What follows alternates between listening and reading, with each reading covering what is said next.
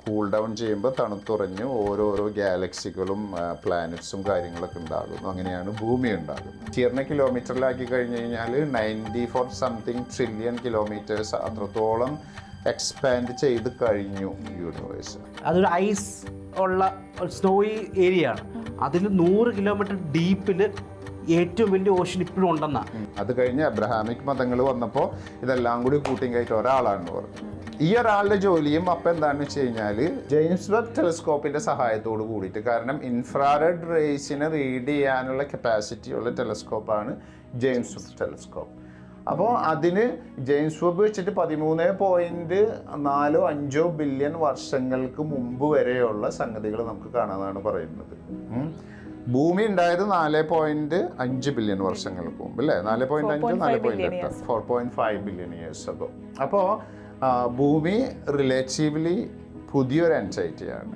ഭൂമി ഉണ്ടായിരിക്കുന്ന സമയത്തും അപ്പോൾ ഈ ബിഗ് ബാങ് സംഭവിച്ചിട്ട് ഇതിങ്ങനെ അകന്നു പോകുന്നു. ദെൻ ഗ്യാഷ്യസ് സ്റ്റേറ്റിലുള്ള ഈ പൊടിപടലങ്ങൾ നമ്മൾ പറയുന്ന ആ ഒരു സംഗതി കൂൾ ഡൗൺ ചെയ്യുമ്പോൾ തണുത്തുറഞ്ഞ് ഓരോരോ ഗാലക്സികളും പ്ലാനറ്റ്സും കാര്യങ്ങളൊക്കെ ഉണ്ടാകുന്നു. അങ്ങനെയാണ് ഭൂമി ഉണ്ടാകുന്നത്. അപ്പോൾ ഭൂമിയിൽ അപ്പോഴും അചേതനമാണ്, ജീവനില്ല.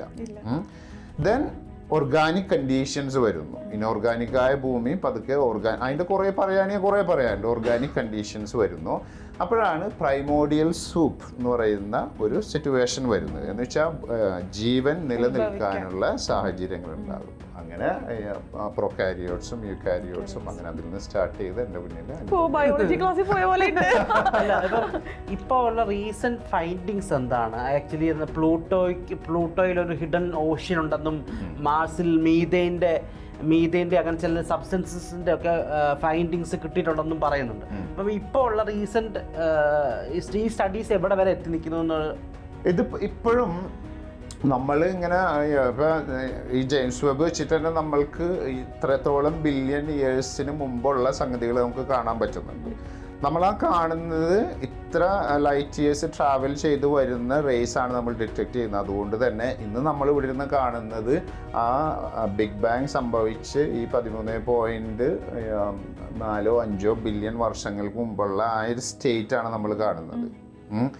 അടുത്തത് നമ്മൾ ഇതിൻ്റെ ഒറിജിനൽ സ്റ്റേറ്റ് നമ്മൾക്ക് അവിടെ പോയി കാണാൻ പറ്റി കഴിഞ്ഞ് കഴിഞ്ഞാൽ വേറെ രീതിയിലായിരിക്കുള്ള യൂണിവേഴ്സ് ഇപ്പം ഉണ്ടാവുക. അപ്പോൾ ഇറ്റ്സ് എവർ എക്സ്പാൻഡിങ്. ഞാൻ നേരത്തെ പറഞ്ഞ പോലെ എത്രത്തോളം ട്രില്യൺ കിലോമീറ്റേഴ്സ് ആണ്. ലൈറ്റ് ഇയറിനെ കിലോമീറ്ററിലാക്കി കഴിഞ്ഞ് കഴിഞ്ഞാൽ 94 സംതിങ് ട്രില്യൺ കിലോമീറ്റേഴ്സ് അത്രത്തോളം എക്സ്പാൻഡ് ചെയ്ത് കഴിഞ്ഞു യൂണിവേഴ്സ്. ആ രീതിയിലാണ് മുന്നോട്ട് പോകുന്നത്. അപ്പോൾ നമ്മൾക്ക് ചിന്തിക്കേണ്ട കാര്യം എന്ന് വെച്ച് കഴിഞ്ഞാൽ, നമ്മളിപ്പോൾ ഒരു സ്പേസിനെ കുറിച്ച് ചിന്തിക്കുമ്പോൾ സിനിമകളിൽ കണ്ടിട്ടുള്ളൊരു വികലമായൊരു ചിത്രം എന്താണെന്ന് വെച്ച് കഴിഞ്ഞാൽ ഒറ്റക്കണ്ണുള്ള അല്ലെങ്കിൽ കണ്ണുകൊണ്ടുള്ള കുറേ ആൾക്കാർ വരുന്നു എന്നുള്ളതാണ്.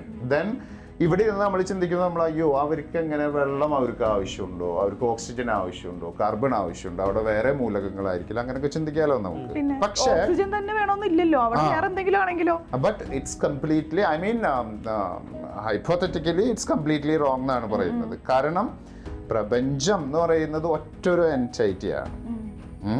മൂലകങ്ങൾ ഡിഫറെൻ്റ് ഉണ്ടാക്കാം. പല കണ്ടീഷൻസിനനുസരിച്ചിട്ട് പല മൂലകങ്ങൾ ഉണ്ടാകാം. നമ്മൾക്കില്ലാത്ത മൂലകങ്ങൾ ഉണ്ടാകാം, പക്ഷെ നമ്മൾക്കുള്ള മൂലകങ്ങൾ അവിടെ ഉണ്ടാകാം. അതിൽ ജീവൻ നിലനിർത്താൻ ഏറ്റവും ആവശ്യമാണ് കാർബൺ, ഹൈഡ്രജൻ, ഇങ്ങനെയുള്ള സംഗതികളൊക്കെ, ലിക്വിഡ് വാട്ടർ, എനർജി സോഴ്സസ്. അപ്പോൾ ഭൂമിയിൽ ജീവൻ നമ്മൾ ഇത്രയും കാലം ഇപ്പോൾ മനുഷ്യനുണ്ടായിട്ട് എത്രയോ മില്യൺ വർഷങ്ങളായി. ഹോമോസാപ്പിയൻസ് ഉണ്ടായിട്ട് 40,000 ഇയേഴ്സോ അല്ലേ, അത്രയാണ് ഹോമോസാപ്പിയൻസ് ഭൂമിയിൽ ആധിപത്യം സ്ഥാപിച്ചിട്ട്. എന്നിട്ടും നമ്മൾക്ക് ആകെ അറിയാവുന്ന ചരിത്രം എന്ന് പറയുന്നത് ആകെ 2000 അത്രയും അല്ലേ, 2000, 3000, മാക്സിമം 5000 വർഷത്തെ ചരിത്രമേ നമുക്കറിയാം. അതിൽ തന്നെ പകുതിയിൽ കൂടുതലും ചരിത്രം ഡിസ്പ്യൂട്ടബിൾ ചരിത്രമാണ്. തിയറിയും ഹൈപ്പോത്തസിസും ഒക്കെ വെച്ചിട്ടുള്ളതാണ്. അപ്പോൾ നമ്മൾ പറയുന്നത്, ഇപ്പം ഞാൻ ഇസ്ലാം മത വിശ്വാസി ആയതുകൊണ്ട് ഞാൻ പറയും, എന്നെ അള്ളാഹു പടച്ചിങ്കായിട്ട് ഭൂമിയിൽ പോയിട്ട് കണങ്കാലിന് മുകളിൽ വസ്ത്രം ധരിച്ച് ജീവിക്കുക, അല്ലെങ്കിൽ നിന്നെ ഞാൻ നരകത്തിലിട്ട് കരിക്കുന്നു പറഞ്ഞയച്ചേക്കാന്ന് പറയും. ക്രിസ്ത്യാനികൾ പറയും ഡിവോഴ്സ് ചെയ്ത് കഴിഞ്ഞാൽ നരകത്തിൽ പോകുമെന്ന് പറഞ്ഞിട്ടാണ് എന്നെ അയച്ചേക്കുന്നത്. ഹിന്ദുസ് വേറെ, അങ്ങനെ ഓരോ മതങ്ങളും ഇങ്ങനെ പറയും. അത് നമ്മൾ പ്രകൃതിയുടെ മുന്നിലും മനുഷ്യൻ പകച്ചു നിന്നപ്പോൾ എല്ലാ ഇടിമിന്നലാവട്ടെ, വെള്ളപ്പൊക്കമാവട്ടെ, ഉരുൾപൊട്ടലാവട്ടെ, എല്ലാത്തിനും നമ്മളൊരു ദൈവത്തിൻ്റെ രൂപം കൊടുത്ത് അതിനെ ആരാധിച്ചു. അത് കഴിഞ്ഞ് അബ്രഹാമിക് മതങ്ങൾ വന്നപ്പോൾ ഇതെല്ലാം കൂടി കൂട്ടിയും കയറ്റി ഒരാളാണെന്ന് പറഞ്ഞു. ഈ ഒരാളുടെ ജോലിയും അപ്പം എന്താണെന്ന് വെച്ച് കഴിഞ്ഞാൽ അവരുടെ രസത്തിന് വേണ്ടിയിട്ട് മനുഷ്യന്മാരുണ്ടാക്കി ഭൂമിയിലോട്ട് വിടുന്നിട്ട് അവിടെ നിന്ന് നോക്കുക അവൻ എന്താണ്, അപ്പുറത്തെ പെണ്ണിനായിട്ട് പ്രേമത്തിലാണോ ഇപ്പുറത്തെ ചെക്കനായിട്ട് പ്രേമത്തിലാണോ, അവനെ ശിക്ഷ ഇതാണ്. അത് നോക്കാൻ വേണ്ടി ഗൈഡുകളെ ഏൽപ്പിച്ചിട്ടുണ്ട്. ഇതാണ് നമ്മളുടെ അസംഷൻ. ആ അസംഷനൊക്കെ കുറെ മാറിയല്ലോ. പണ്ട് നമ്മൾക്ക് വസൂരി വരുമ്പോൾ ദൈവകോപം എന്ന് പറഞ്ഞിരുന്ന സ്ഥലത്ത് നിന്ന് അതൊരു പ്രശ്നമാണെന്ന് നമുക്കറിയാം. അതുപോലെ തന്നെ നമ്മൾക്ക് ചിന്തിക്കാനുള്ള ഒരു കഴിവ് വേണം. ഇവിടെ മാത്രമല്ല, ഭൂമിയിൽ മാത്രമല്ല. നമ്മൾ പറയും ദൈവം ഇന്നാന്യാങ്ങോ അല്ലേ, പ്ലസും മൈനസും ഉണ്ടാക്കിയാണ് വിട്ടിരിക്കുന്നത് ബാറ്ററിക്ക് പോലെ. പുരുഷലിംഗത്തിന് സ്ത്രീ യോനിയുണ്ട്, ഇറ്റ് ഫിറ്റ്സ് പ്രോപ്പർലി. കേസരത്തിന് ഇപ്പുറത്ത് എന്താ പറയുക ഇതുണ്ട്, പെറ്റൽസ് എന്തോ പൂവിനും അങ്ങനെല്ലാം പരസ്പര പൂരകങ്ങളായിട്ട് ഒരാൾ ഉണ്ടാക്കണ്ടേന്ന് പറഞ്ഞായിട്ട് വരുന്നുണ്ട്. അങ്ങനെയൊക്കെ നമ്മൾ പറയുന്നു. അപ്പൊ ഈ ദൈവം എന്ന് പറയുന്ന സംഭവം ഒരു 5 ഡയമെൻഷനിലാണെങ്കിൽ നമുക്ക് കാണാൻ പറ്റുമോ?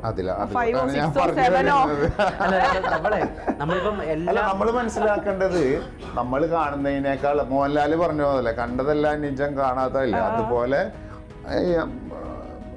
എന്താ പറയാ, ജീവൻ ഉണ്ടായേക്കാം പുറത്ത്, നമ്മൾക്കറിയില്ല എന്നേ ഉള്ളൂ. അല്ല, നമ്മളിപ്പോൾ പറയാമല്ലോ, എല്ലാം അറിയുന്ന മനുഷ്യന് പോലും അറിയാത്ത തരം സംഭവങ്ങൾ ഈ യൂണിവേഴ്സിലുണ്ട്, ഈ ലോകത്തുണ്ട്. നമ്മൾ കാണാത്ത പുതിയ ജീവികളെ കണ്ടുപിടിക്കുന്നു, പുതിയ ഓർഗാനിക്സിനെ കണ്ടുപിടിക്കുന്നു. ഇതൊക്കെ വരുമ്പോഴും നമ്മൾ ഈ പറയുന്ന പോലെ ഒന്നും അറിയാത്ത എന്തോ രഹസ്യങ്ങളുള്ള ഒരു സ്ഥലം കൂടിയാണ് ഈ യൂണിവേഴ്സ് എന്ന് പറയുന്നത്.